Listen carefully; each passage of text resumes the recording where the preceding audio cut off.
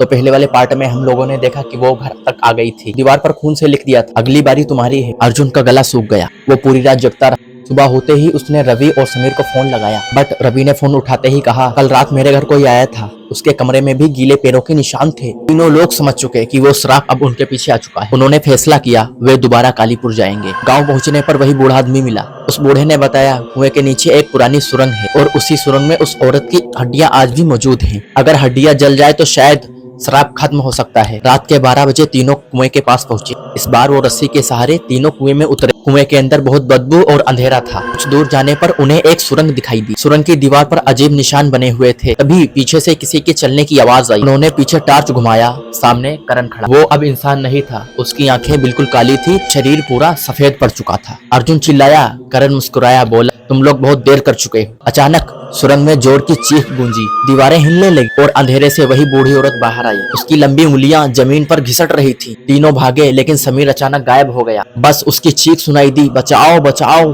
यही बहुत तेज चीख रहा था। फिर कुछ समय बाद सब शांत हो गया। अब समीर भी कुएं का हिस्सा बन चुका था। आखिर श्राप का असली रहस्य क्या है? अर्जुन और रवि किसी तरह से सुरंग के आखिरी हिस्से तक पहुंच गए। वहां एक पुराना कमरा था। कमरे के बीचों बीच लोहे का एक संदूक रखा हुआ था। संदूक खोलने पर उन्हें एक डायरी मिली। डायरी में सच्चाई लिखी थी कि वह औरत जादूगरनी नहीं थी, वो गाँव की वैद्य थी। कुछ लालची लोग उसकी जमीन हड़पने के लिए उसे झूठे आरोप में कुएं में जिंदा ही फेंकवा दिया था। मरते समय उस औरत ने श्राप दिया था, जब तक मेरे साथ अन्याय करने वालों का खून खत्म नहीं होगा तब तक मैं लौटती रहूंगी। डायरी पढ़कर अर्जुन को झटका लगा, क्योंकि उसके परिवार का नाम उन लोगों में भी लिखा हुआ था जिन्होंने उस औरत को कुएं में फेंका था। यानी श्राप असल में उसी के परिवार के ही पीछे था। तभी पूरा कमरा कांपने लगा। बूढ़ी औरत सामने आ गई।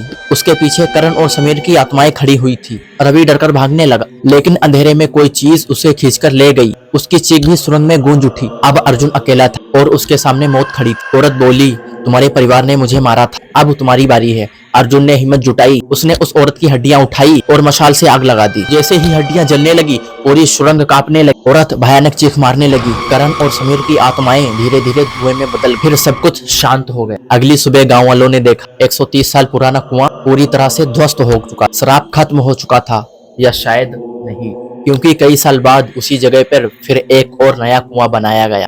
और पहली ही रात किसी ने उस कुएं में किसी की फुसफुसाहट की आवाज सुनी। आवाज क्या थी? नीचे आ जाओ।